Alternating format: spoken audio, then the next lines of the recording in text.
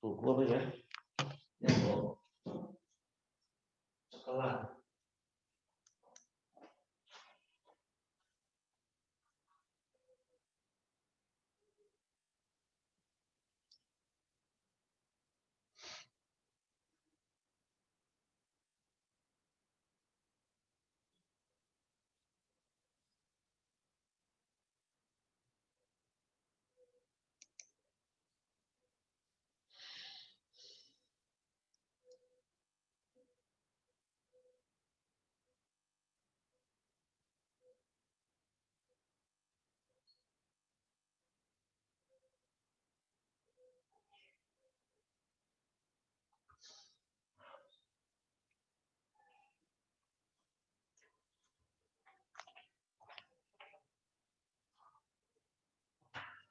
No, saya kirim lewat pos.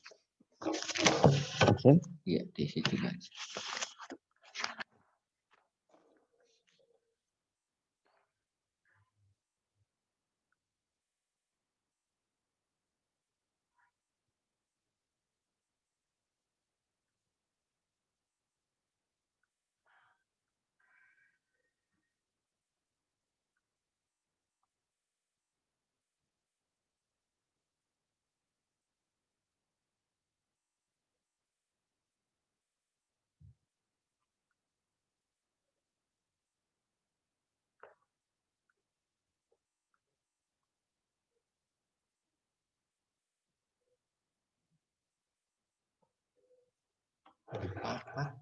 Ya, Bapak.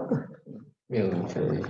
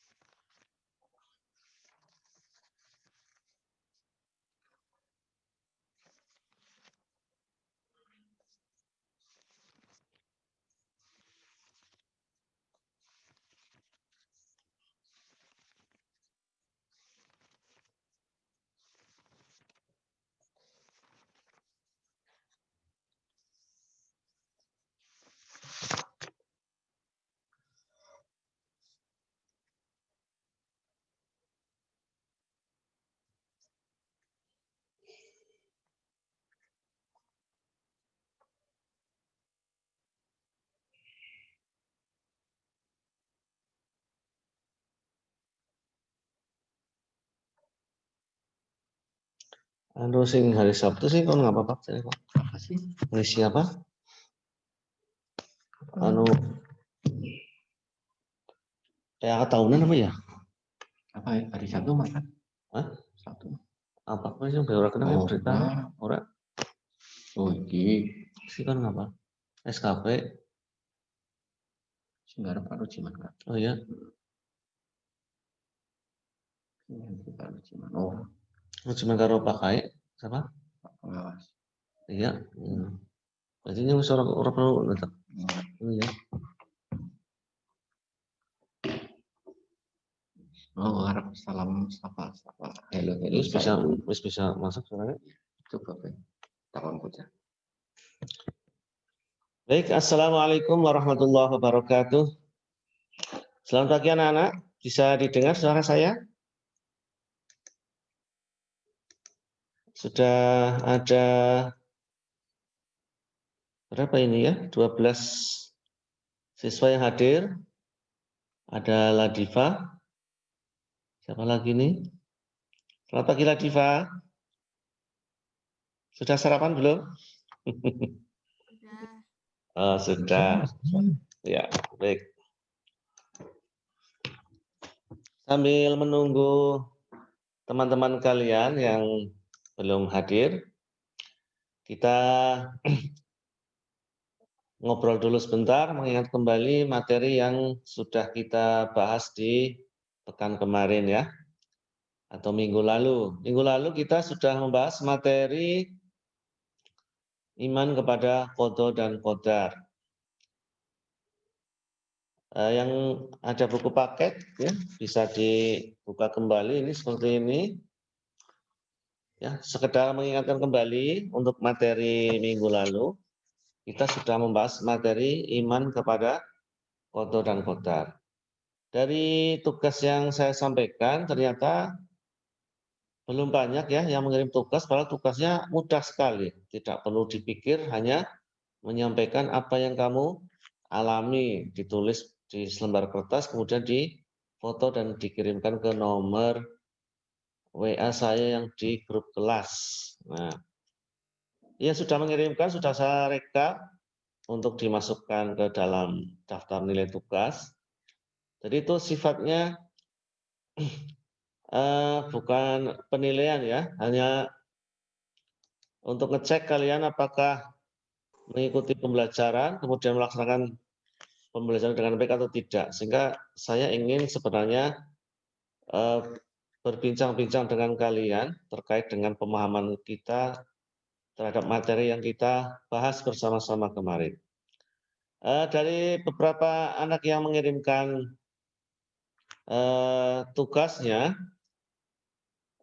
banyak yang mengeluhkan tentang keadaan atau kondisi saat ini, di mana kita sedang menghadapi pandemi ya, adanya virus COVID-19 yang benar-benar meluluhlantahkan ekonomi, membatasi gerak kita, dan telah memakan banyak korban. Semua prihatin dengan kondisi ini, tidak hanya kita di Banjarnegara, di Indonesia pada umumnya, dan di seluruh dunia. Semua sedang prihatin dengan kondisi ini. Dan kita berharap semoga pandemi ini segera berakhir ya. Semua diberi kesehatan, keselamatan. Kita bisa bebas bergerak lagi seperti sebelum adanya pandemi. Nah, dari beberapa tulisan kalian, saya bisa memahami apa yang kalian rasakan. Walaupun tidak semua masalah yang dihadapi adalah masalah pandemi ini, ada yang juga masalah kepribadian, ada masalah bagaimana mengatur waktu dan sebagainya. Dan kekhawatiran-kekhawatiran yang kalian alami ada beberapa yang terkait dengan masa depan kalian setelah tamat dari SMP ini. Akan melanjutkan kemana, bagaimana peluangnya untuk masuk ke sekolah-sekolah yang kalian inginkan.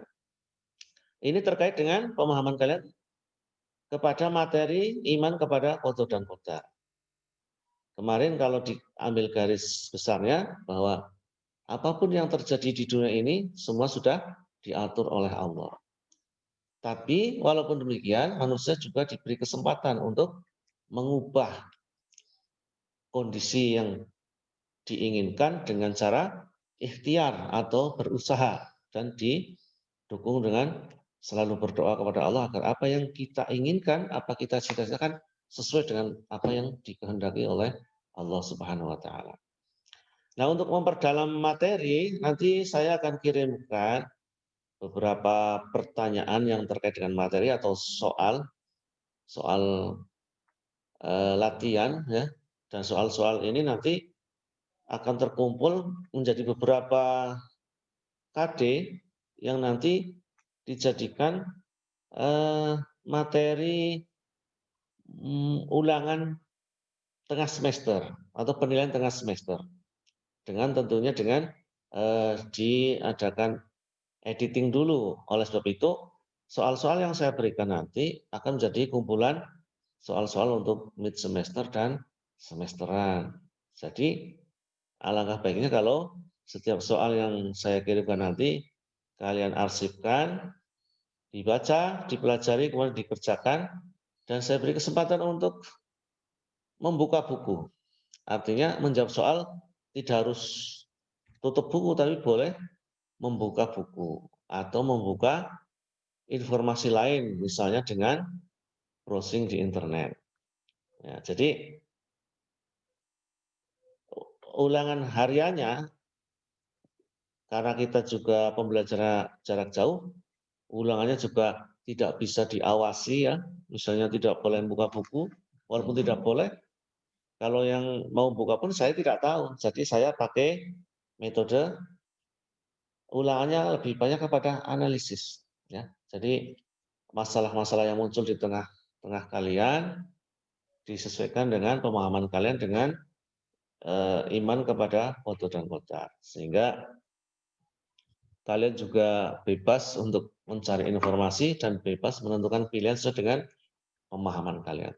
Pada prinsipnya, kalian diberi tugas, dikerjakan, diberi soal dijawab, dikirimkan kepada saya, nanti saya rekap, dimasukkan dalam daftar nilai, sehingga nanti nilai diambil dari tugas-tugas yang kalian kerjakan dan soal-soal yang kalian jawab. Anak suara. Baik, anak-anak bisa didengar suara saya? Halo? Iya, Bisa ya? ya. Ya, baik, terima kasih kalau bisa didengarkan. Baik, ini pesertanya sudah 77. Kita masuk ke materi pelajaran saja ya. Ya, sambil ngobrol-ngobrol santai, membahas materi. Nanti kalau ada yang perlu ditanyakan, bisa ditanyakan sambil menunggu teman kalian hadir di sini. Ini sudah ada Farah, Novelita, Dina, Destina, Bayu, Sabrina, terus apa lagi nih?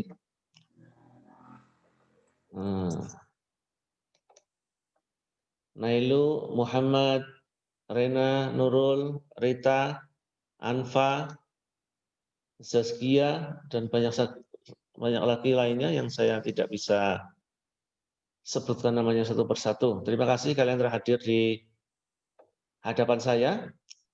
Baik, kita mulai pembelajaran kita hari ini. Temanya hari ini adalah ibadah akikoh dan kurban. Seperti di awal pertemuan kita, bahwa materi pembelajaran untuk PAI tidak ada yang dihilangkan, cuma pendalamannya dikurangi mengingat waktu yang terbatas. Nah, untuk materi fikih ini, yaitu penyembelihan hewan untuk ibadah akikoh dan kurban, untuk penyembelihan hewannya kita tidak bahas di sini ya, karena itu lebih banyak praktik, harusnya supaya lebih paham. Tapi saya yakin anak-anak juga bisa mendalami materi itu di buku paket ya, tinggal dibaca bagaimana tata cara penyembelihan hewan, atau anak-anak juga bisa browsing di internet tentang bagaimana tata cara penyembelihan hewan. Karena kita tidak mungkin praktik karena kita tidak bisa tatap muka langsung. Baik, kita mulai dari materi ibadah akikoh. Setelah kita ibadah akikoh baru dilanjutkan dengan ibadah kurban. Ini ibadah yang kaitannya dengan penyembelihan hewan. Nah, tentang teknik penyembelihan hewannya kita kesampingkan dulu, tapi kita bahas tentang akikoh dilihat dari sudut pandang hukum, manfaat, kemudian ketentuan-ketentuannya. Kita lihat di layar, anak-anak bisa melihat ya. Iya. Ada 6 sub pokok bahasan di sini. Kita pelajari yang pertama, apa itu ibadah akikah? Atau kalau bahasa Arab itu akikotun. Akikah ini sudah ditranslate ke dalam bahasa Indonesia. Apa pengertiannya akikah? Kemudian mana petunjuknya yang menyuruh kita untuk beribadah akikah? Jadi kita cari dalil akikah. Yang ketiga, setelah kita tahu dalilnya, maka hukumnya kita pelajari. Apa sih hukumnya akikah? Kalau sudah tahu hukumnya, kita identifikasi hewan-hewan apa yang bisa digunakan untuk akikah. Selanjutnya kita akan mempelajari bagaimana tata cara pelaksanaan pembagian daging akikah. Sebab ada juga ibadah penyembelihan tapi pembagiannya berbeda, yaitu ibadah kurban. Dan yang terakhir, yang keenam adalah hikmah akikah. Nah, kita mulai dari pengertiannya dulu. Akikah atau akikoh menurut bahasa artinya memutus atau melubangi. Memutus, memotong atau melubangi. Ini menurut bahasa. Jadi tergantung konteks yang digunakan. Kalau akikotun dalam bahasa Arab dikaitkan dengan kalimat lain bisa artinya bermacam-macam. Tetapi dalam konteks akikoh menurut syariat atau menurut istilah syariat, yang dimaksud akikoh adalah menyembelih hewan kambing atau domba sebagai ungkapan syukur. Ini tulisannya ada yang tidak lengkap. Sebagai ungkapan syukur atas lahirnya seorang anak.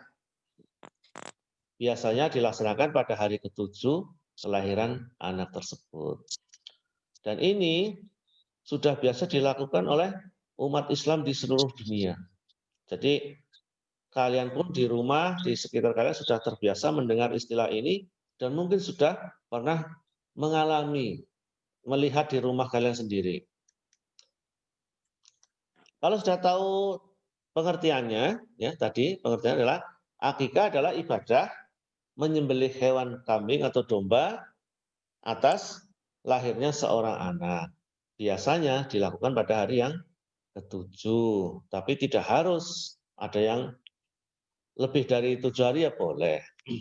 Dari mana kita tahu ada perintah untuk melaksanakan ibadah akikah? Kita baca hadisnya. Ada di buku paket. Kalau kalian tidak bisa membaca di layar, kalian bisa sambil melihat di buku paket. Ya, saya bacakan. Ngan Samurah, nganin Nabi Sallallahu Alaihi Wasallam. Dari Samurah, dari Nabi Sallallahu Alaihi Wasallam. Qala, bersabda Rasulullah, kullu hulamin, setiap bayi murtahanun, tergadekan, bingaki kotihi, dengan akikahnya. Tuzbahu anhu, disembelih pada hari tuzbahu, disembelihkan untuknya, anhu untuknya, yauma sabi'i, pada hari yang ke-7, wa yuhlaku, dan dicukur, ra'suhu, rambut kepalanya, wa yusama, dan diberi nama. Nah, ini kalau dilihat dari asal usulnya atau asbabun nuzulnya, asbabul wurudnya, pada zaman dahulu, zaman jahiliyah, di Arab sudah ada tradisi merayakan kelahiran seorang anak. Biasanya mereka menyembelih binatang, kemudian darahnya diletopakan, bahasa Indonesia apa ya? Iya, apa coba? Ditempel anak tadi. Ya. Di depan berhala di Ka'bah. Nah, ini setelah Islam datang, Rasulullah tidak membuang tradisi itu, tapi dialihkan bahwa rasa syukur atas kelahiran anak tidak disampaikan kepada berhala, tapi ditujukan kepada Allah. Dan acara menempelkan darah binatang ke dahi si anak ini diganti dengan cara apa? Rambutnya si bayi setelah 7 hari dicukur. Nah, ini tradisi di Arab, yang tidak baik tidak semuanya dihapus, tapi menjadi dilestarikan dengan bentuk yang dimodifikasi. Karena dulu menyembah berhala, dirubah ketauhidannya hanya menyembah Allah, rasa syukur hanya diungkapkan kepada Allah. Tapi bentuk zahirnya, bentuk lahiriahnya, yang tadinya hanya darah yang diambil, sekarang rasa syukur itu diwujudkan dengan membagi daging hewan yang disembelih kepada tetangga-tetangga, saudara, netralen, dan orang-orang yang tidak mampu. Inilah dalil perintah kita supaya melaksanakan ibadah akikah. Jadi ibadah ini ditujukan kepada siapa? Ditujukan kepada bapak ibumu, bukan kepada kalian. Kalian nanti kalau sudah dewasa, sudah menikah, kemudian punya anak, baru perintah ini ditujukan kepada kalian. Tapi saat ini karena kalian masih pelajar, hanya sebagai pengetahuan saja. Dan kalau bisa, dikomunikasikan dengan orang tuamu. Apakah dulu ketika kalian masih bayi, ketika lahir, bapak ibumu melaksanakan perintah ini apa tidak? Bisa ditanyakan nanti kepada bapakmu ya, pada ibumu ya. Pak, saya dulu waktu lahir, waktu umur 7 hari itu, bapak menyembelihkan akikah untuk saya apa tidak? Gitu. Atau kepada ibumu. Bisa jadi bapakmu mengatakan, oh ya sudah. Ada yang, oh belum. Nanti tanya, kok belum, kenapa? Oh mungkin bapakmu dulu tidak punya uang untuk beli kambing misalnya begitu. Oh saya belum tahu, jadi saya tidak melaksanakan. Nah ini nanti bisa dikomunikasikan dengan orang tua kalian. Baik, dilanjut. Setelah tahu dalilnya, maka menurut hukum fikih, akikah itu hukumnya menjadi apa bagi si orang tua anak tadi? Nah, walaupun ini perintah, bukan berarti wajib. Menurut kesepakatan ulama, akikah ini hukumnya sunnah muakkadah atau muakkad, artinya perintah yang sangat dianjurkan. Kalau yang tidak mampu ya tidak apa-apa, tetapi bagi yang mampu ya sangat dianjurkan supaya melaksanakan akikah. Mengapa kita harus melaksanakan akikah? Nah, sebentar ya. Nanti kita bahas di hikmah akikah. Ya. Apa manfaatnya bagi yang melaksanakan, apa kerugiannya bagi yang tidak melaksanakan. Kita lanjut. Setelah kita tahu dalilnya, tahu hukumnya, terus hewan apa yang bisa digunakan untuk akikah? Nah, tadi terkait dengan materi ibadah penyembelihan hewan yang kita kesampingkan, tidak kita bahas. Anggap saja kita sudah biasa menyaksikan ya. Hewan yang bisa digunakan untuk akikah, untuk anak laki-laki disembelihkan 2 ekor kambing atau domba. Apabila anaknya perempuan, maka cukup disembelihkan 1 ekor kambing atau domba. Mungkin kalian bertanya, bagaimana kalau bapak saya uangnya banyak, sementara masyarakat di sekitar rumah kalian jumlahnya juga banyak, familinya banyak, kalau nyembelih kambing 1 tidak cukup. Kalau kambingnya 2 juga tidak cukup. Bagaimana kalau bapak saya beli sapi kemudian disembelih dengan niat untuk akikah? Boleh apa tidak? Boleh, boleh-boleh saja. Pertanyaan kedua, bagaimana kok bisa kalau laki-laki 2 ekor sementara perempuan 1 ekor kambing? Ini diskriminasi bukan? Ayo, menurut kalian gimana? Terutama yang putri nih, Ladiva. Kenapa untuk anak perempuan kok 1 ekor kambing cukup, sementara anak laki-laki 2 ekor? Ini kembali kepada kita melihat sejarah. Karakter orang Arab ya, ini sejarah orang Arab, bahwa orang Arab itu memiliki kebanggaan saat itu ya, zaman itu. Kebanggaan kalau memiliki anak seorang bayi laki-laki. Walaupun punya anak perempuan juga senang, tapi kebanggaannya kurang. Mengapa demikian? Karena zaman itu ya belum ada negara di mana semua diatur oleh suku, ketua suku, dan masing-masing suku kadang-kadang gesekan, kadang-kadang malah tidak hanya gesekan, tapi saling perang untuk memperebutkan sesuatu. Dan di Arab bisa jadi saat itu adalah bisa rebutan sumber mata air. Nah, seorang anak laki-laki yang lahir akan dibanggakan oleh bapaknya, karena nanti harapannya setelah dewasa dia akan dididik, melanjutkan bapaknya menjadi pemimpin di sukunya, menjadi orang yang kuat, sehingga bisa melindungi sukunya dari serangan suku-suku lain. Sehingga tentunya kalau punya anak laki-laki merasa lebih bangga, karena diharapkan nanti setelah dewasa bisa menjadi pelindung bagi keluarganya dan sukunya. Dan kenapa kalau punya anak perempuan mereka kurang bangga? Kita ingat-ingat lagi sejarah ketika sahabat Umar bin Khattab sebelum masuk Islam, beliau mengubur hidup-hidup anak perempuannya. Ingat ya, sebelum beliau masuk Islam. Karena dia malu punya anak perempuan, nanti kalau dia besar, perang dengan suku lain, kemudian sukunya kalah, anak-anak dan perempuan biasanya dirampas, dibawa oleh sukumu yang musuhnya, dan dijadikan budak. Nah inilah harga diri orang Arab tidak mau kalau kalah perang, kemudian anak-anak perempuannya diambil, kemudian dijadikan budak. Inilah awal mula adanya perbudakan di Arab, yaitu peperangan yang kalah perang dirampas hartanya, bukan hanya hartanya saja, tetapi istrinya, anak perempuannya, semua diambil dijadikan budak. Nah sekarang alhamdulillah tradisi yang buruk itu sudah dihilangkan, tidak ada perbudakan baik di Arab maupun di seluruh dunia karena sudah dilarang. Jadi tahu ya alasannya ya, kenapa anak laki-laki kok 2 ekor kambing?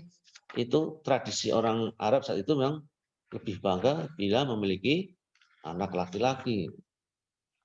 Tapi sekarang orang tua akan senang dan bangga bersyukur bila punya anak laki-laki ataupun perempuan. Karena laki-laki dan perempuan derajatnya sama, tidak ada bedanya. Kalau kita lihat fakta sekarang malah dunia ini lebih banyak didominasi oleh perempuan atau oleh wanita. Coba cek saja di kelasmu. Satu kelas jumlah anak putra dan putri sekarang perbandingannya sepertinya 2:1. Kalau tidak salah ya. Coba dicek di kelasmu. Kalau jumlah sekelas ada 30 anak, biasanya yang 19 perempuan, yang 11 laki-laki. Nah, ini nanti kalau terus maju ke tahun berikutnya, 10 tahun ke depan atau 20 tahun ke depan, bisa saja nanti jumlah laki-laki lebih sedikit dibanding jumlah perempuan.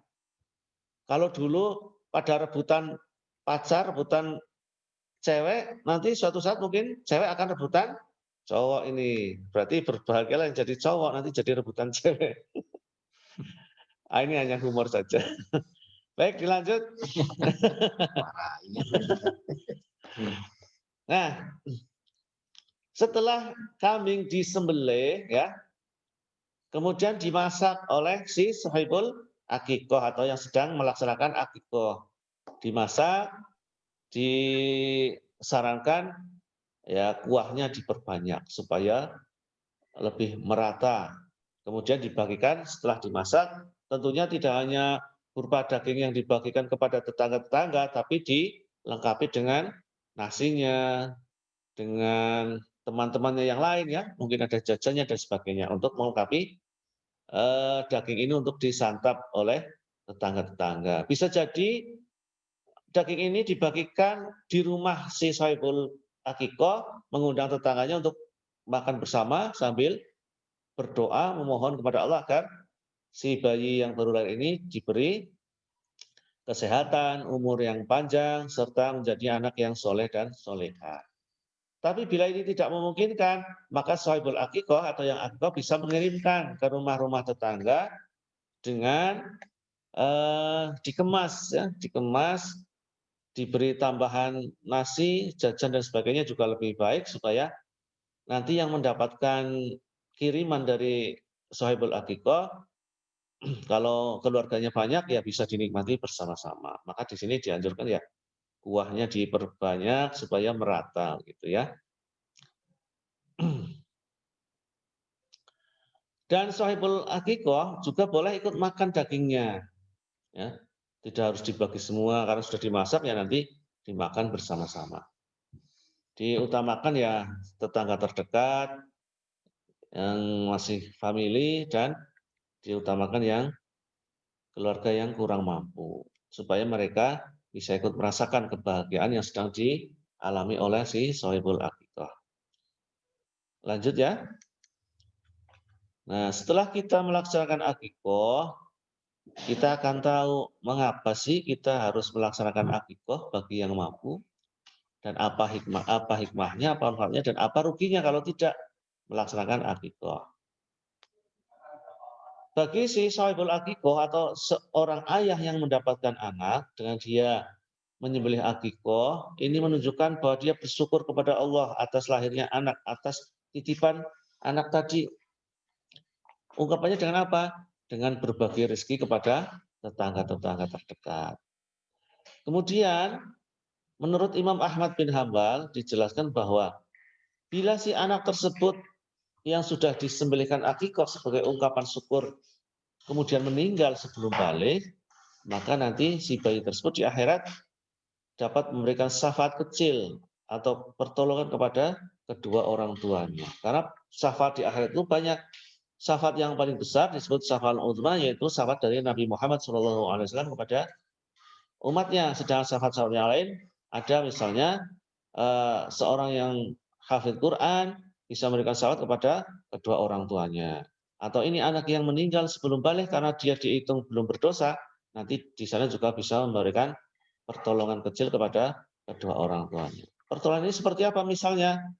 Ya si anak ini nanti karena dia meninggal belum punya dosa, dia masuk surga dan memohonkan kepada Allah agar dosa-dosa kedua orang tuanya diampuni. Bila orang tuanya sudah bersyukur dengan menyembelih akikah, berarti sudah ditebus gadenya. Artinya hak anak ini untuk mendoakan sudah bisa diterima. Sehingga doa anak ini akan diterima oleh Allah. Orang tuanya yang misalnya dosanya banyak bisa dikurangi, atau yang dosanya sedikit bisa diampuni, sehingga orang tuanya bisa langsung masuk surga tanpa dihisab dahulu. Inilah yang disebut dengan seorang bayi tergadaikan.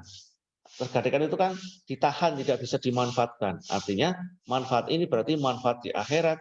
Ketika dia meninggal sebelum balik, sudah disembelihkan akikah, maka hak orang tuanya bisa mendapatkan syafaat dari si bayi tersebut.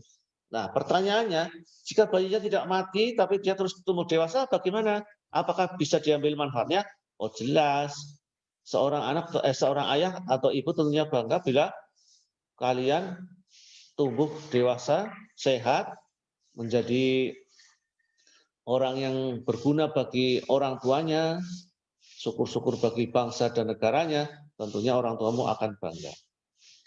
Dan nanti ketika orang tua sudah tua dan lemah, kalian akan diambil manfaatnya dengan bergantian. Ketika kalian anak-anak dibina, diasuh, dirawat oleh orang tuamu, giliran gantian setelah orang tuamu lemah, sakit-sakitan, kalianlah yang harus merawat mereka berdua, mengasihi mereka berdua, sebagaimana orang tuamu mengasihi kalian ketika masih kecil.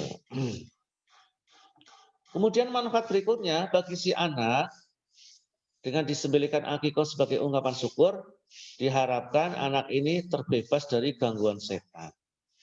Gangguan setan yang berbahaya ya misalnya dia hilang imannya, atau secara fisik bisa diganggu jin yang menyebabkan kerusakan fisik atau kerusakan mental. Itu juga ada beberapa anak yang mengalami kelainan karena ternyata diganggu oleh jin atau setan.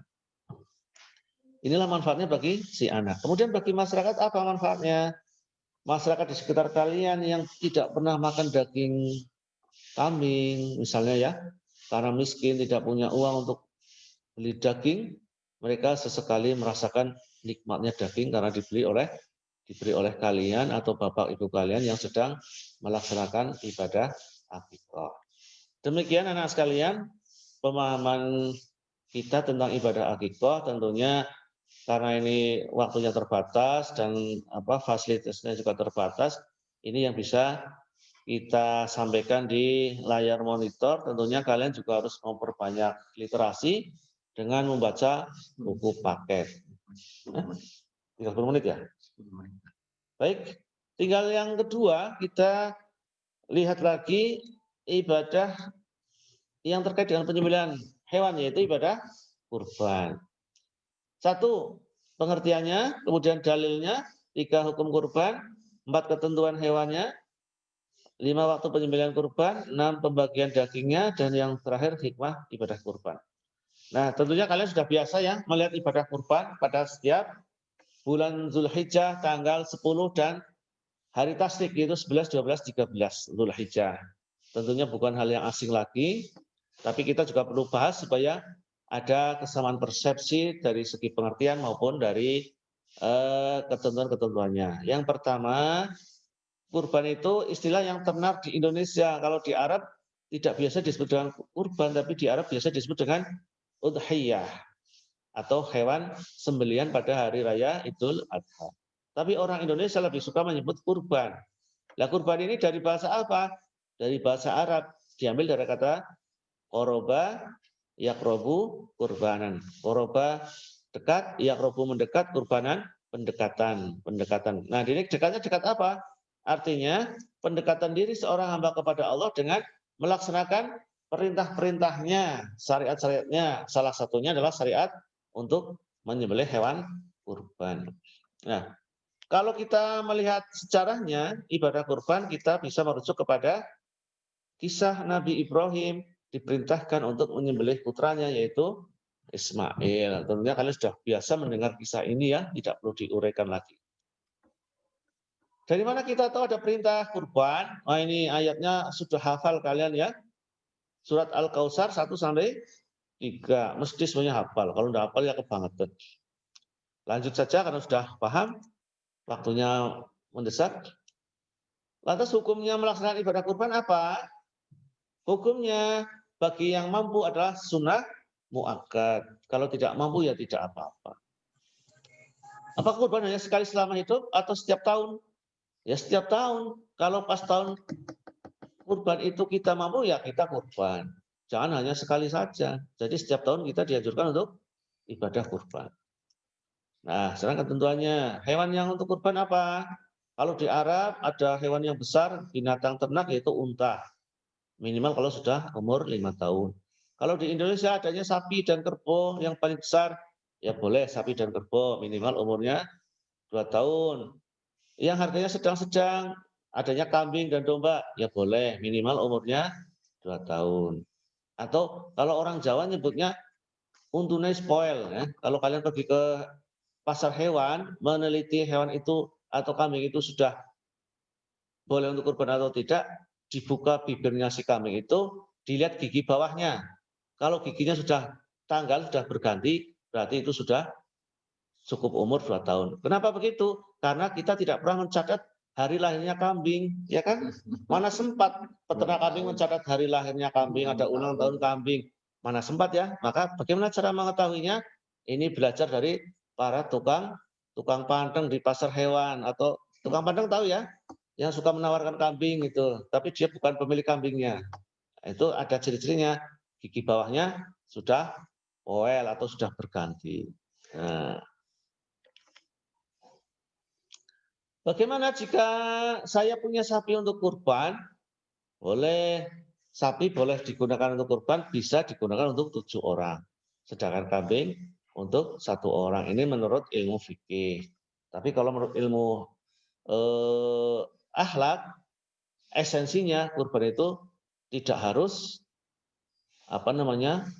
untuk 7 orang atau 1 orang karena semua tergantung dari niatnya. Itu kalau ilmu akhlak. Tapi ilmu fikih yang mengatur tata cara peribadatan, nah ini diatur. Maka untuk kambing boleh digunakan untuk 7 orang, sementara kambing atau domba untuk 1 orang.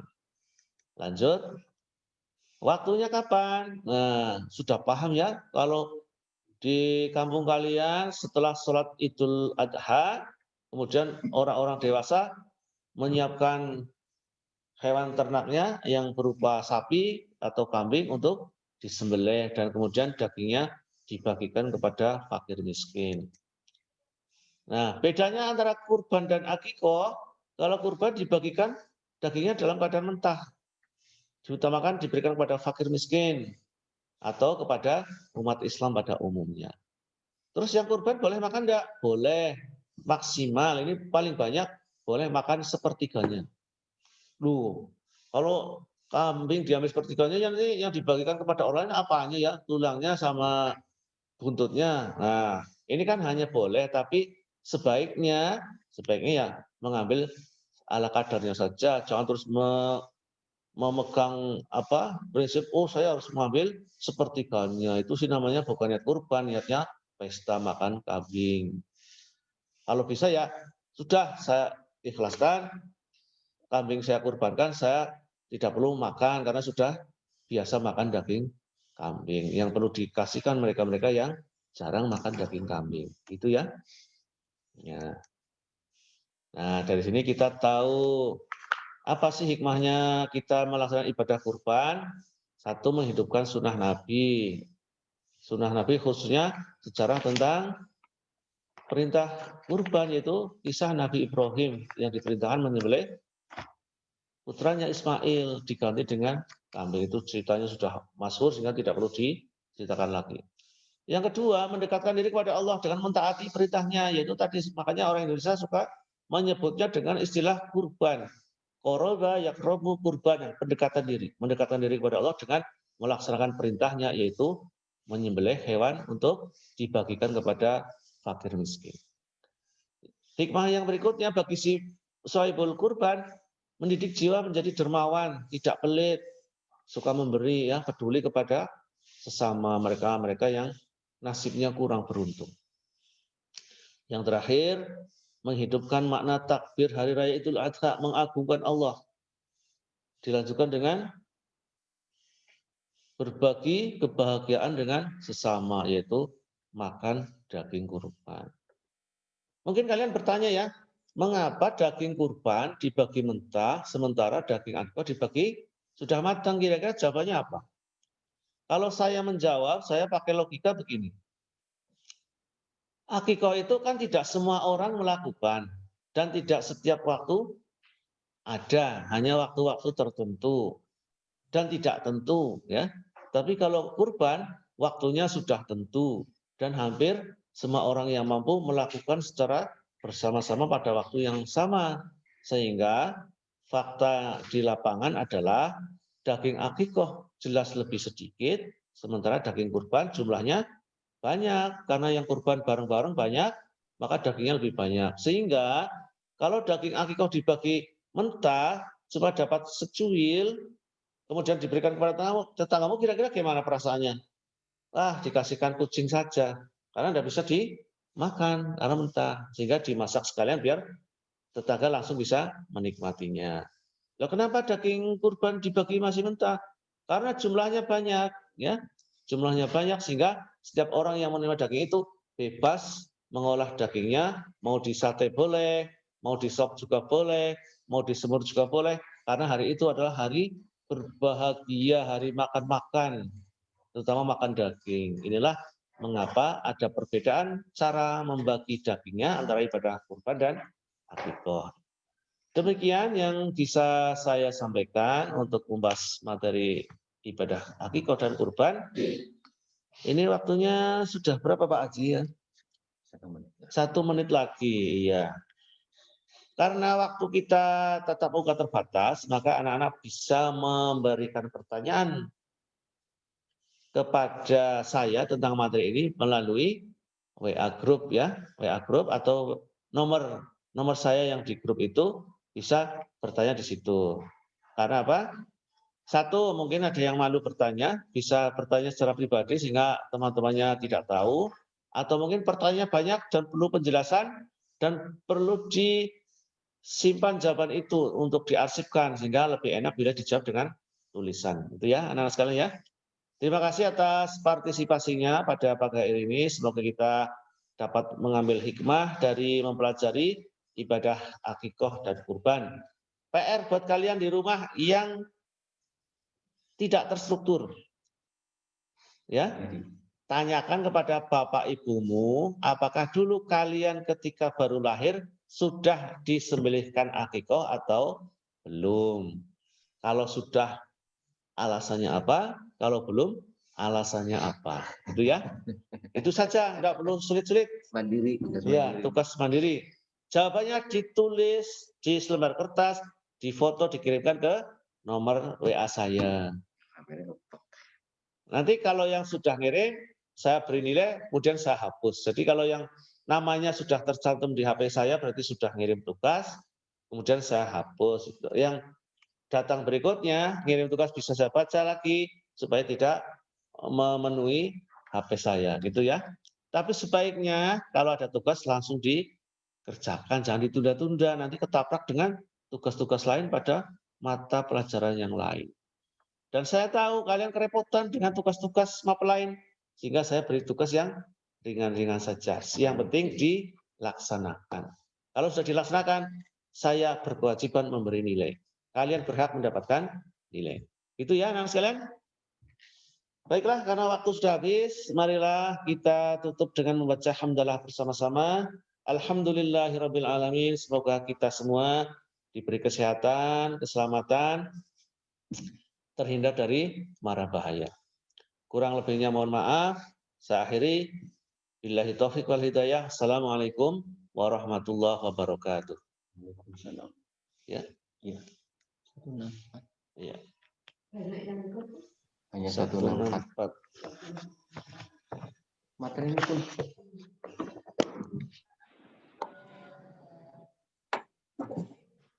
Berapa ya sama? 60. Sudah kelas berapa? Bu Awi kelas berapa ya? Wow. Ini Kang Budi Bu, iki sekedar. Budi. Ini. Niki.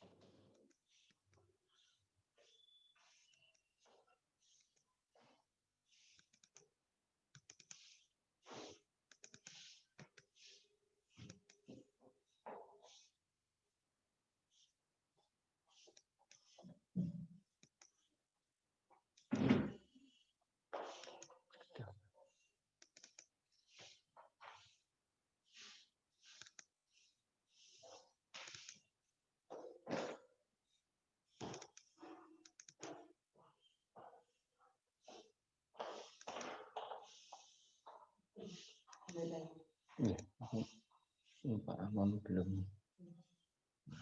Ini kan ikut beres.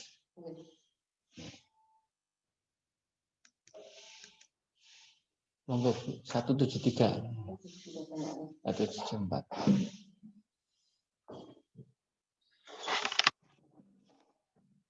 Pak Ahmad sudah berdoa belum? Mulai mboten apa. Berdoa maksudnya. Bukan tadi sudah berdoa.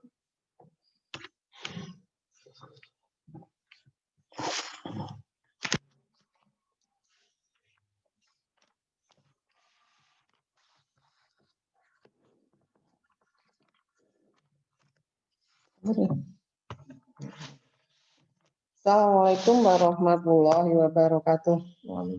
Waalaikumsalam warahmatullahi wabarakatuh. Anak-anak semua, mari kita lanjutkan pembelajaran yang jam kedua, yaitu PPKN ya. Ibu informasikan untuk selanjutnya hari Rabu itu PPKN jam kedua ya, yang agama jam pertama. Itu. Ya, anak-anakku semua sudah siap semua? Disiapkan? Ya, sebelum mulai pembelajaran, mari kita berdoa ya menurut keyakinan agamanya masing-masing. Ibu pimpin berdoa mulai.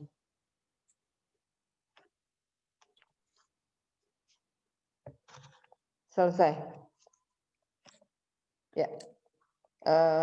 Semoga kita nanti bisa mengikuti pembelajaran Zoom ini dengan lancar.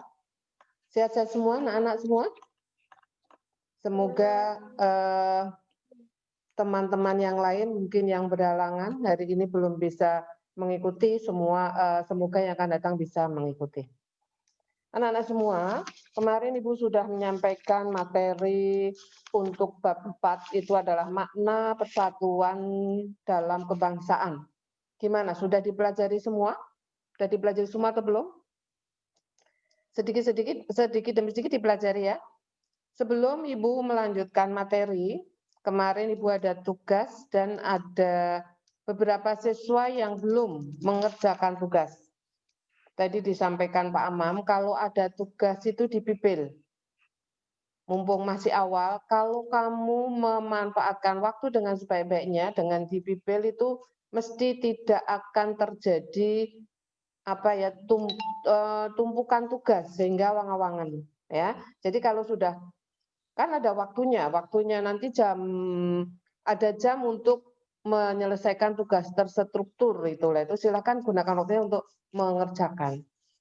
Maaf ya sebelumnya, Ibu hanya mengingatkan saja, masih ada beberapa siswa yang belum mengerjakan, yang mungkin sudah mengerjakan tapi belum dikirim.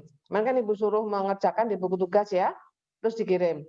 Itu belum dikirim. Yang pertama selamat untuk kelas 9E itu 9E dan 9A itu hanya satu anak yang belum mengirimkan tugas. Ya, terima kasih. Yang belum mengirimkan tugas itu 9A nomor absen 3. Terus 9E nomor absen 28.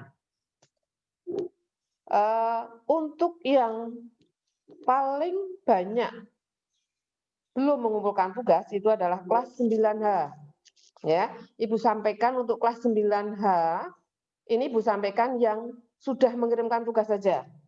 Untuk kelas 9H yang sudah mengirimkan tugas itu baru absen 2, absen 1, absen 2, absen 6, absen 8, 14, 17, 21, 22, 25, 26, 30 itu baru yang mengumpulkan tugas. Yang lain belum. Yang mengirimkan ya. Untuk 9G, 9G hanya 3 siswa yang belum. Absen 11, absen 16, absen 23. 9F, 9F juga agak banyak ini. Yang belum absen 2, 5, 6, 7, 10, 13, 14, 16. Kelas 9D yang belum absen 3 dengan absen 9 aja. 9C masih banyak juga. Absen 1 yang belum absen 1, 7, 9, 13, 19. Nah, itu ya. Itu anak-anak Ibu mengingatkan saja silahkan yang sudah mengerjakan segera saja dikirim sehingga nanti kamu tidak numpuk-numpuk tugas-tugas yang belum kamu kirimkan pada Bapak Ibu guru mapel yang lain juga. Ya, itu karena dengan kamu segera mengerjakan tugas berarti menunjukkan bahwa kamu itu sebagai siswa yang disiplin dan juga tanggung jawab. Ya, Ibu percaya anak semua adalah anak-anak yang disiplin, yang bertanggung jawab. Nah, silahkan diwujudkan dalam tingkah laku seperti diwujudkan dalam kamu mengumpulkan tugas dan lain-lain. Itu ya anak-anak semua ya. Jadi maaf sebelumnya, jadi silahkan yang belum untuk dikirim. Itu aja. Untuk berikutnya, jadi kita ulang sebentar kemarin yang sudah kamu pelajari, sudah dibaca atau belum, ya. Untuk makna persatuan dan kebangsaan. Materi. Tapi ditampilkan juga tidak apa-apa. Coba kita ingat lagi. Nah, itu. Apa arti pentingnya persatuan dalam keberagaman masyarakat Indonesia itu? Ya, jadi di Indonesia itu kan ada keberagaman ya, kemarin sudah kita pelajari. Tapi kita harus berusaha mewujudkan persatuan dan kesatuan. Nah, apa pentingnya? Arti pentingnya persatuan dalam keberagaman masyarakat Indonesia itu. Coba siapa yang ingat, siapa yang tahu pentingnya apa? Arti pentingnya seberapa? Arti pentingnya memiliki arti penting yang seberapa? Suaranya itu nih. Ya. Coba siapa yang tahu bisa menyampaikan, menunjukkan menyebutkan nomor absen. Halo anak-anak semua, bisa didengar suara Ibu? Halo? Ya, bisa. Saged. Ya, coba. Arti pentingnya persatuan dalam keberagaman masyarakat Indonesia itu apa? Memiliki arti penting yang bagaimana? Halo, siapa yang tahu? Menyebutkan nomor absen? Harus tahu ini supaya kita bisa nanti melangkah ke bab materi yang berikutnya. Ini harus kita pahami dulu. Mengapa dengan kita sudah pelajari kemarin makna persatuan dalam kebangsaan. Halo, salah, silakan, salah enggak apa-apa, silakan menyampaikan. Saya Bu. Ya, siapa ini? Nomor absen berapa? Kelas berapa? Fuad 9A 02 Bu. Iya, 9A nomor 2. Silakan Mas Fuad. Persatuan dan kesatuan berarti bersatunya macam-macam corak yang beraneka ragam menjadi satu kesatuan utuh, serasi, dan saling menguatkan. Iya, betul ya.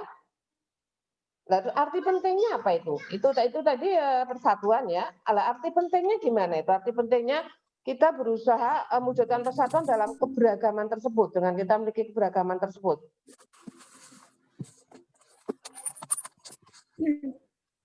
Ada lagi? Saya Bu, Iya, absen berapa? absen 17, kelas 9F. 9F 17 ya, silakan. Persatuan dalam keragaman masyarakat Indonesia memiliki arti yang sangat penting dan harus dipahami oleh setiap warga masyarakat agar dapat mewujudkan kehidupan yang serasi, selaras, dan seimbang, serta mempererat hubungan kekeluargaan antar warga masyarakat, sehingga perbedaan yang ada tidak menjadi sumber masalah. Iya, betul 100. 9F nomor absen 17 Mbak. Ya, iya, terima kasih betul itu ya. Jadi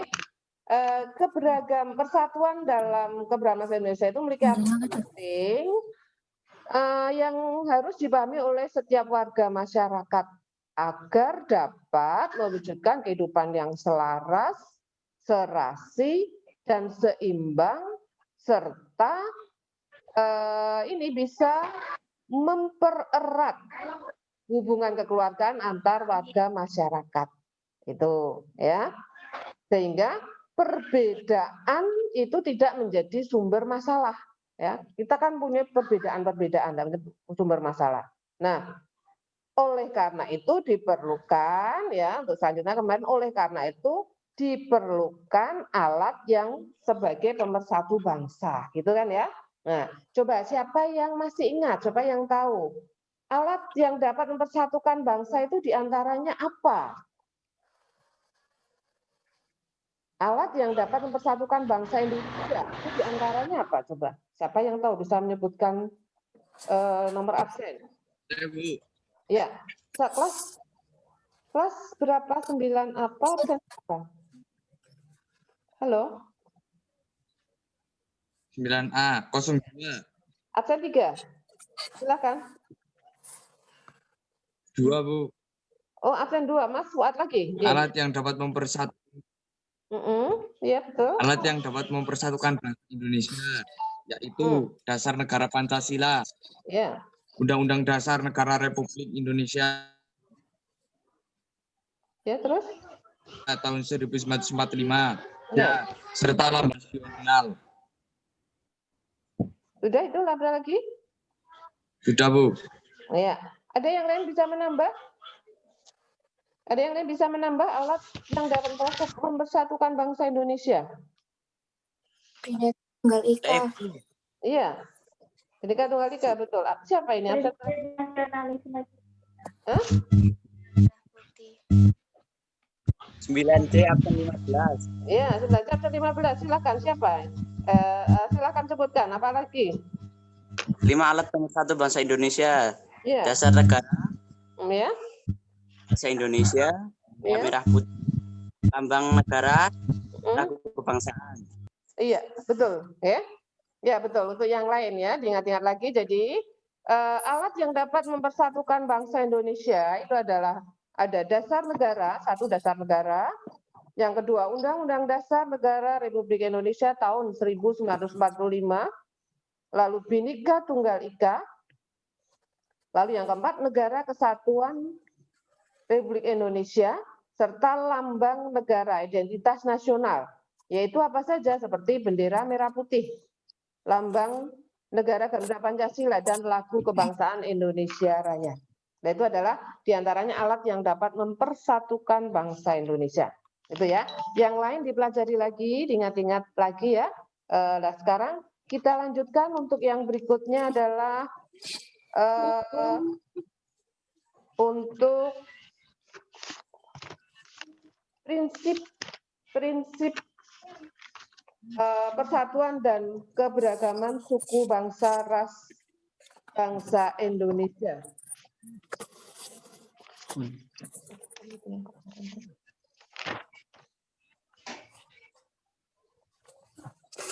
Tidak apa-apa.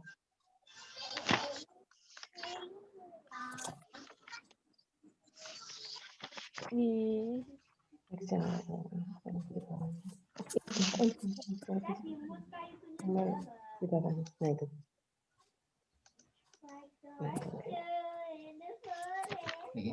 Ya.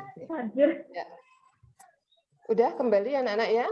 Silakan untuk diperhatikan. Kita lanjutkan untuk berikutnya adalah prinsip persatuan dalam keberagaman. Prinsip persatuan dalam keberagaman. Di negara Indonesia kan memiliki keanekaragaman.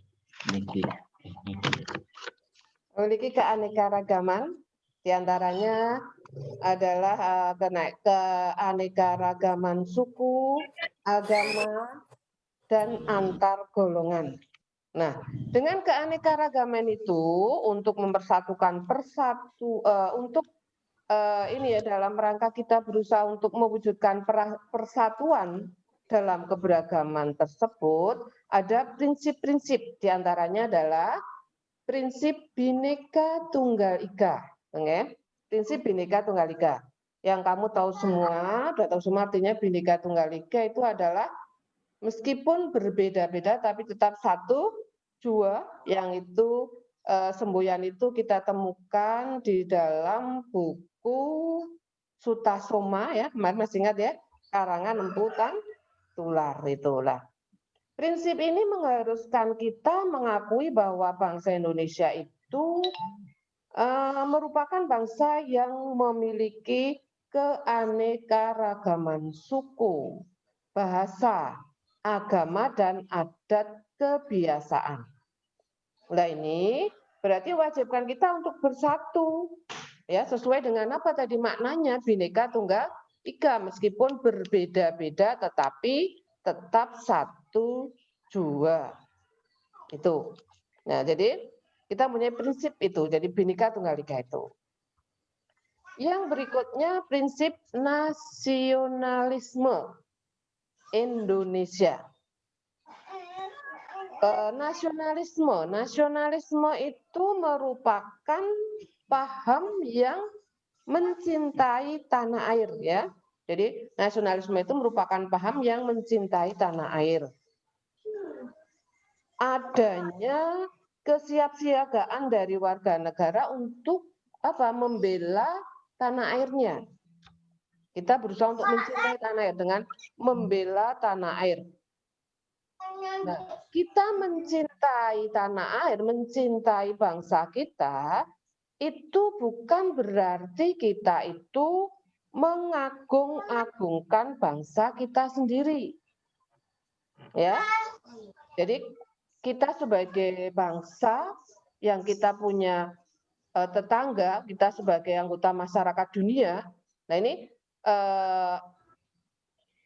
tapi ke dalam rangka berusaha mempersatukan keberagaman ini kita punya prinsip nasionalisme, jadi tidak mengagungkan bangsanya sendiri, berarti kita di sini tidak mengagung-agungkan daerahnya sendiri. Jadi kita itu kalau dengan dunia juga kita tidak merasa unggul dari bangsa lain. Kita juga tidak memaksakan kehendak bangsa lain. Karena pandangan itu nanti akan gimana mencelakakan kita sendiri, mencelakakan bangsa kita sendiri. Selain tidak realistis itu sikap seperti juga bertentangan dengan ini sila yang pertama dan sila yang kedua, yaitu ketuhanan yang maha dan kemanusiaan yang adil dan beradab. Jadi untuk bisa mempersatukan itu kita punya prinsip, yaitu tadi nasionalisme, tadi mencintai tanah air, tapi tidak berarti mengagung-agungkan bangsa kita sendiri. Lalu yang berikutnya adalah prinsip kebebasan yang bertanggung jawab. Kebebasan yang bertanggung jawab.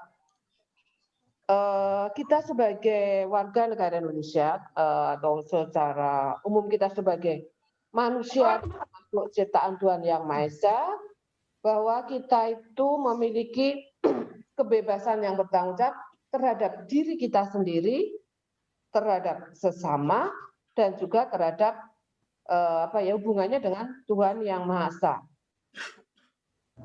Itu.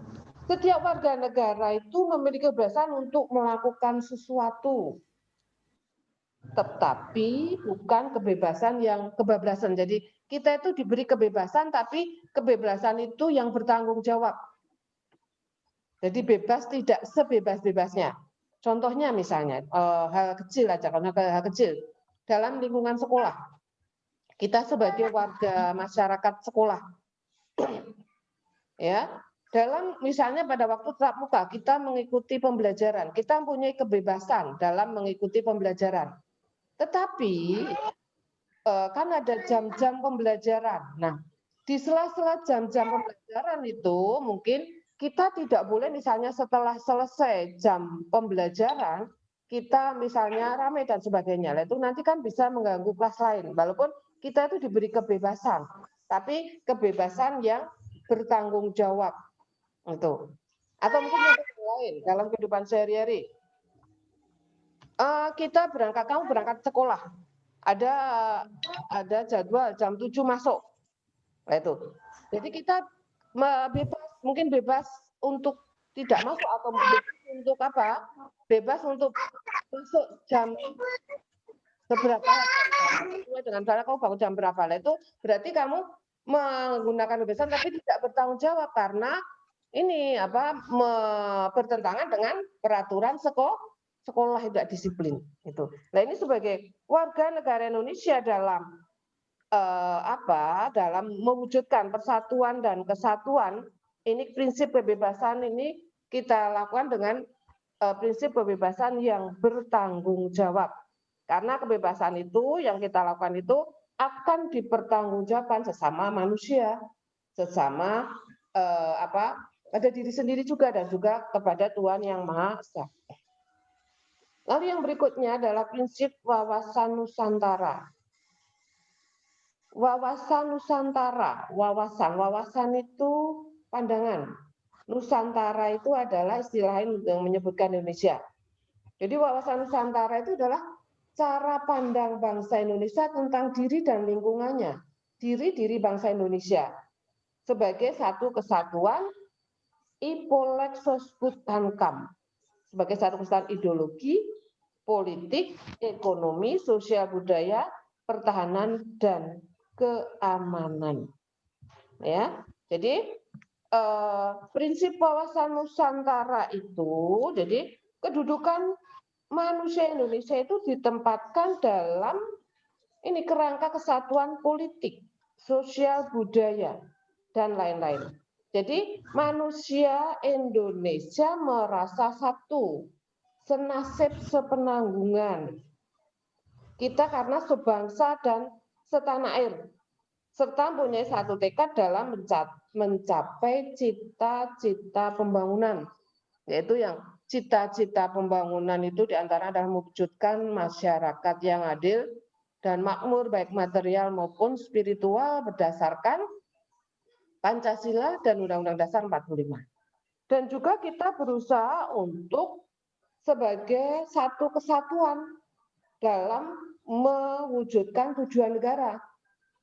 yang kamu masih tahu semua, masih ingat bahwa tujuan negara itu diantaranya adalah melindungi segenap bangsa dan seluruh tumpah darah Indonesia, memajukan kesejahteraan umum, mencerdaskan kehidupan bangsa, dan ikut melaksanakan ketertiban dunia yang berdasarkan kemerdekaan, perdamaian, dan keadilan sosial.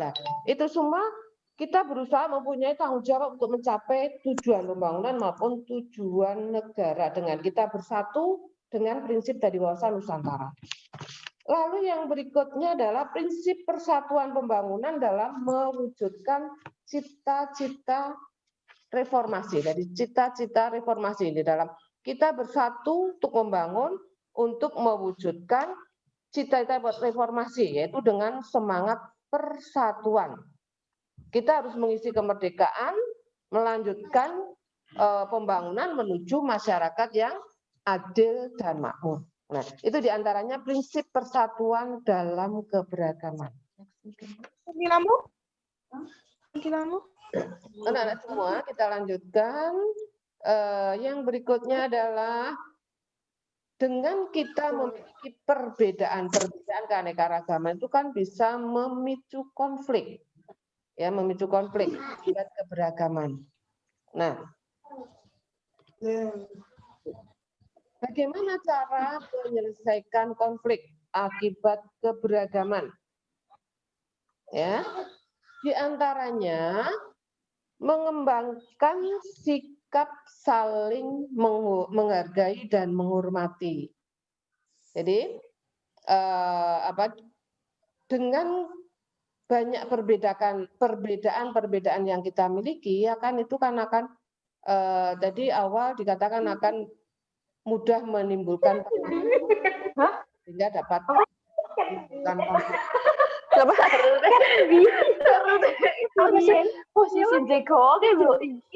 Halo, silahkan untuk memperhatikan jangan glowean itu. Siapa tadi itu yang glowean? Enggak. Ya, coba. Silakan untuk siap lagi mengikuti pembelajaran sambil menyimak bukunya atau mungkin menyiapkan catatan-catatan mungkin yang perlu kamu catat atau mungkin yang karena tadi agak cepat kurang jelas dicatat nanti bisa ditanyakan pada Ibu. Kembali pada tadi cara-cara menyelesaikan konflik dalam akibat keberagaman. Karena dengan beragaman itu kan akan menimbulkan konflik lah. Mengembangkan sikap saling menghargai dan menghormati. Jadi kita harus berusaha mengembangkan saling menghargai dan menghormati. Karena dengan perbedaan itu kita menghormati agama, sesama agama. Kita menghormati suku lain. Kita menghormati bahasa, adat istiadat dan sebagainya. Kita berusaha mengembangkan saling menghormati. Lalu juga menjaga semangat persatuan dan kesatuan. Menjaga semangat persatuan dan kesatuan. Karena pengalaman sejarah kamu tahu bahwa kita lama dijajah karena kita tidak bersatu.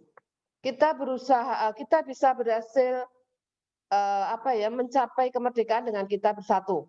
Seperti dalam peribahasa juga ada itu bersatu kita teguh, bercerai kita runtuh. Jadi kita berusaha untuk menghindari konflik karena kita memiliki keberagaman, kita menjaga semangat persatuan dan kesatuan dengan semboyan tadi yang dimiliki oleh negara Indonesia yang sebagai alat pemersatu bangsa yaitu Bhinneka Tunggal Ika. Itu. Terus berikutnya adalah bahwa kita sebagai warga negara, sebagai masyarakat Indonesia, berusaha untuk membangun keberagaman. Jadi kita membangun keberagaman. Jadi dengan keberagaman itu kita anggap bahwa kita itu memiliki kekayaan. Kaya dengan berbeda-beda agama, kaya agama. Berbeda-beda suku, bangsa, adat istiadat. Itu. Jadi kita menyadari itu bahwa kita berusaha untuk membangun keberagaman sehingga bisa kita jadikan sebagai modal kekayaan bangsa. Lalu kesadaran budaya bukan menjadi kesadaran budaya yang multikultur. Jadi kita itu memiliki banyak sekali kebudayaan, ya budaya-budaya itu dengan penuh kesadaran kita itu dengan banyak budaya itu adalah semua budaya bangsa Indonesia. Kita berusaha untuk mempunyai kesadaran. Tidak boleh tadi misalnya dengan kita mencintai tanah air Indonesia dengan mengagung-agungkan daerahnya sendiri atau mengunggulkan budaya daerahnya sendiri misalnya. Terus juga membangun toleransi. Apa itu toleransi? Toleransi itu adalah sikap saling menghormati, menghargai dan mau bekerja sama. Ya, itu membangun toleransi. Yang penting untuk bekerja sama di sini misalnya untuk di sila yang pertama itu agama itu ya kita beragama, kita bekerja sama tapi saling menghormati bersama tapi tidak boleh bekerja sama dalam hal akidah. Tapi secara umum yang lain kita berusaha bekerja sama saling menghormati. Itu. Sehingga dengan demikian kita bisa bisa menyelesaikan apabila terjadi adanya konflik keberagaman yang ada di Indonesia, misalnya keberagaman agama dan sebagainya. Lalu yang berikutnya dalam membangun sikap sensitivitas gender, ya itu. Jadi kita berusaha untuk membangun sikap sensitif, itu. Kita harus menghargai. Nah itu sesama manusia dan juga sesama warga masyarakat yang kita tinggalnya di beberapa daerah dan juga sesama antara laki-laki dan perempuan itu. Nah, itu diantaranya adalah cara menyelesaikan konflik akibat keberagaman yang dimiliki negara Indonesia.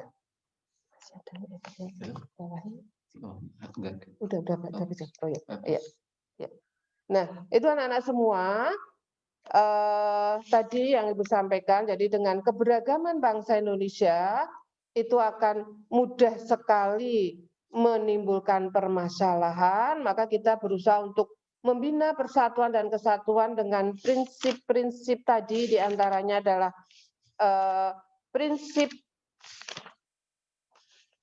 Bhinneka Tunggal Ika, meskipun beda tetap satu jua, dan juga prinsip nasionalisme, mencintai tanah air Indonesia, bertanggung jawab, dan juga prinsip wawasan Nusantara. Jadi kita itu bahwa sebagai satu kesatuan, Ipolexos Budankam, dan juga prinsip bersatu untuk mewujudkan cita-cita atau untuk mewujudkan keberhasilan pembangunan. Lalu juga tadi cara mencegah konflik akibat keberagaman tadi diantaranya bahwa kita itu harus mengembangkan sikap menghargai dan menghormati. Masih 5. Oh, masih 5. Nah, itu. Anak-anak semua, jadi dengan kita berusaha untuk menyadari bahwa kita itu memiliki keanekaragaman tersebut, maka di dalam keanekaragaman, keberagaman yang kita miliki, kita tetap bisa hidup bersama, hidup bermasyarakat sebagai warga negara Indonesia yang baik bersama-sama dalam rangka mewujudkan tujuan negara dan juga mewujudkan pembangunan nasional atau pembangunan yang cita-citanya sedang dilaksanakan untuk mewujudkan masyarakat yang adil dan makmur, baik material maupun spiritual. Anak-anak semua, di negara Indonesia bahwa keanekaragaman atau kebhinekaan itu merupakan sebuah hal yang tidak dapat dihindari dalam kehidupan bangsa. Jadi mungkin, wah kita ada perbedaan-perbedaan. Nah itu memang merupakan hal yang tidak dapat dihindari dalam kehidupan bangsa. Yang karena tadi negara Indonesia itu kan meliputi kebinekaan, ada suku bangsa, ada bahasa, adat istiadat, dan sebagainya. Nah, kebinekaan yang terjadi di Indonesia itu merupakan sebuah potensi dan sekaligus juga ini dapat dikatakan sebagai sebuah tantangan, ya, sebuah tantangan. Dikatakan sebagai sebuah potensi karena hal tersebut akan membuat bangsa kita itu menjadi bangsa yang besar dan memiliki kekayaan yang melimpah. Ya. Jadi baik kekayaan alam maupun kekayaan budaya yang dapat, ya, kekayaan budaya, kekayaan alam itu dapat menarik minat wisatawan asing untuk mengunjungi Indonesia. Itu makanya kebinekaan bangsa Indonesia itu juga merupakan sebuah tantangan tadi Ibu kata, sebuah tantangan, bahkan ancaman. Mengapa? Karena dengan adanya kebinekaan dapat mudah membuat penduduk Indonesia atau membuat warga negara Indonesia berbeda pendapat sehingga gimana bisa lepas kendali, mudah tumbuhnya perasaan kedaerahan, ya. Terus juga dengan tumbuhnya rasa kedaerahan yang sempit itu, maka sewaktu-waktu dapat menjadi ledakan yang akan mengancam integrasi nasional atau mengancam persatuan dan kesatuan. Itu. Makanya dari Ibu katakan bahwa kebinekaan yang terjadi di Indonesia itu merupakan sebuah potensi dan sekaligus sebagai tantangan. Sebuah potensi tadi berarti dengan kebinekaan itu kita mempunyai kekayaan, ya, potensi kekayaan. Tantangan itu tadi bisa dengan kebinekaan keberagaman itu masyarakat Indonesia itu lepas kendali karena berbeda pendapat dan sebagainya, sehingga atau juga tumbuh rasa kedaerahan sehingga sewaktu-waktu itu bisa mengancam integrasi. Nah, oleh karena itu kita sebagai warga negara Indonesia itu adalah harus waspada, harus waspada dalam segala bentuk ancaman, baik itu ancaman dari dalam maupun dari luar negeri, karena dengan ancaman itu mungkin bisa nanti memecah belah bangsa Indonesia dan kita akan menjadi bercerai-berai tadi. Dengan kita bercerai-berai tidak bisa bersatu, maka tidak bisa akan mewujudkan cita-cita pembangunan dan juga tidak akan mewujudkan tujuan negara. Nah, itu semua anak-anak. Jadi dengan keberagaman itu kita berusaha untuk membina persatuan dan kesatuan bangsa. Gitu. Nah, itu anak-anak semua yang bisa Ibu sampaikan untuk bab 4 melanjutkan yang kemarin, yaitu tadi prinsip-prinsip persatuan dan kesatuan dalam keberagaman. Yang lain kita lanjutkan yang akan datang. Untuk bab ini juga materi-materi yang kita pelajari tadi, kalau ada hal-hal yang kamu masih kurang jelas, bisa kamu tanyakan langsung lewat WA grup bisa, lewat Japri, lewat Ibu bisa. Itu ya, dipelajari baik-baik di rumah. Lah nanti untuk tugas-tugas yang belum mengerjakan, sudah mengerjakan belum dikirim, silahkan untuk dikirim. Nanti akan ada tugas terstruktur nanti lewat WA.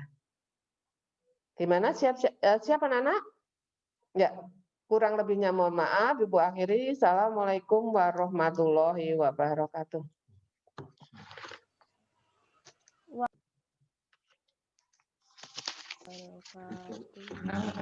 Oh, jadi.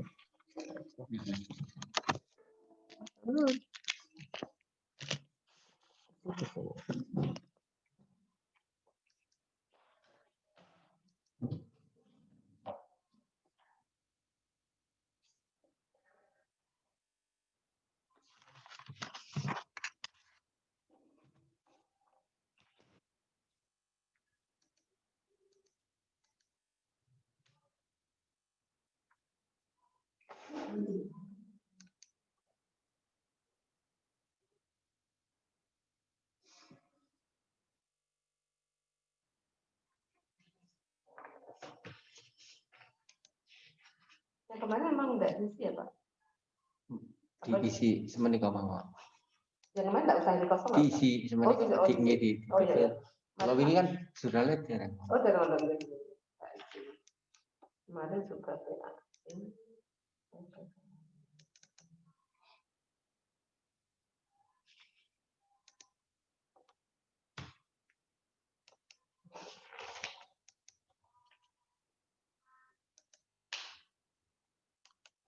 Berarti di anaknya berapa sekarang Pak? Oke, kalau yang isi. Oh iya, iya. Iki dereng kan. Iya. Jadi ini nanti Pak. Nggih.